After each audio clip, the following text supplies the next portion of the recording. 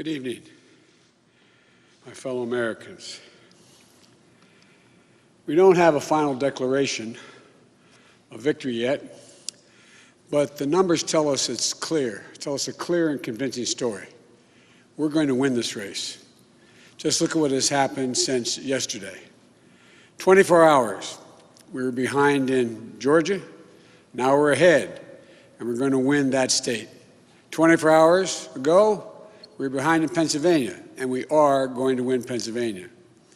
And now we're ahead, but we're winning in Arizona, we're winning in Nevada, and in fact, our lead just doubled in Nevada. We're on track to over 300 electoral votes, electoral college votes. And look at the national numbers. We're going to win this race with a clear majority of the nation behind us. We've gotten over 74 million votes. Let me repeat that, 74 million votes. That's more than any presidential ticket has ever gotten in the history of the United States of America. And our vote total is still growing. We're beating Donald Trump by over 4 million votes. And that's a margin that's still growing as well. One of the things I'm especially proud of is how well we've done across America. And we're going to be the first Democrat to win in Arizona in 24 years. We're going to be the first Democrat to win Georgia in 28 years. And we've rebuilt the blue wall in the middle of the country that crumbled just 4 years ago. Pennsylvania, Michigan, Wisconsin, the heartland of this nation. I know watching these vote tallies on TV moves very slow, and as slow as it goes, it can be numbing. But never forget, the tallies aren't just numbers. They represent votes and voters, men and women who exercise their fundamental right to have their voice heard. And what's becoming clear each hour is that record number of Americans of all races, faiths, religions chose change over more of the same. They've given us a mandate for action on COVID, the economy, climate change, systemic racism. They made it clear they want the country to come together, not continue to pull apart. The people spoke, more than 74 million Americans, and they spoke loudly for our ticket. But while we're waiting for the final results, I want people to know we're not waiting to get the work done and start the process. Yesterday, Senator Harris and I held meetings with groups of experts on public health and the economic crisis this country is facing.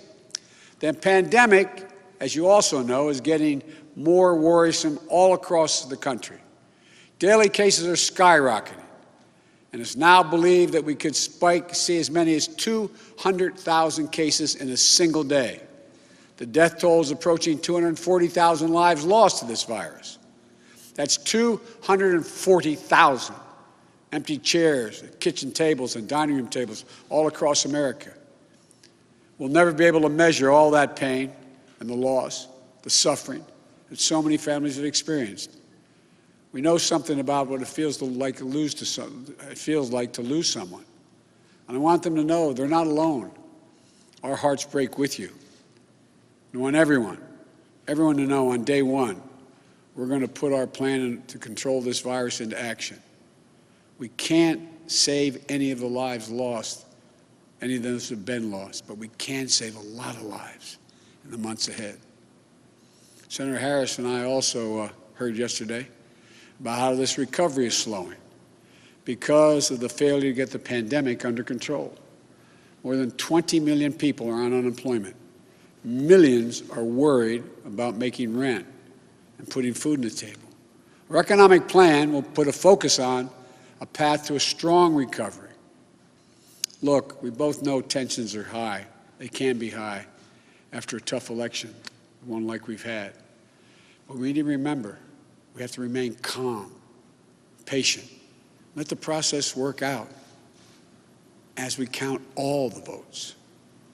You know, we're proving again what we've proved for 244 years in this country. Democracy works. Your vote will be counted. I don't care how hard people try to stop it. I will not let it happen. The people will be heard. Our journey is toward a more perfect union, and it keeps moving on. In America, we hold strong views. We have strong disagreements, and that's okay. Strong disagreements are inevitable in a democracy, and strong disagreements are healthy. They're a sign of a vigorous debate, of deeply held views. But we have to remember, the purpose of our politics isn't total, unrelenting, unending warfare. No, the purpose of our politics, the work of the nation, isn't to fan the flames of conflict, but to solve problems, to guarantee justice, to give everybody a fair shot, and to improve the lives of our people. We may be opponents, but we're not enemies. We're Americans. And no matter who you voted for, I'm certain of one thing. The vast majority of almost 150 million Americans who voted, they want to get the vitriol out of our politics. We're certainly not going to agree on a lot of issues, but at least we can agree to be civil with one another. We have to put the anger and the demonization behind us. It's time for us to come together as a nation to heal. It's not going to be easy, but we have to try. My responsibility as president will be to represent the whole nation. And I want you to know that I'll work as hard for those who voted against me as those who voted for me. That's the job. That's the job. It's called the duty of care for all Americans. We have serious problems to deal with, from COVID to the economy to racial justice to climate change. We don't have any more time to waste on partisan warfare. You know, and more than that, we have such an incredible opportunity to build the future we want for our kids and our grandkids. I've said many, many times, I've never been more optimistic about the future of this nation. There is no reason we can't own the 21st century. We just need to remember who we are. This is the United States of America. And there's never been anything we've been unable to do, unable to accomplish when we've done it together. I hope to be talking to you tomorrow. I want to thank you all, and may God bless you, and may God protect our troops. Good night.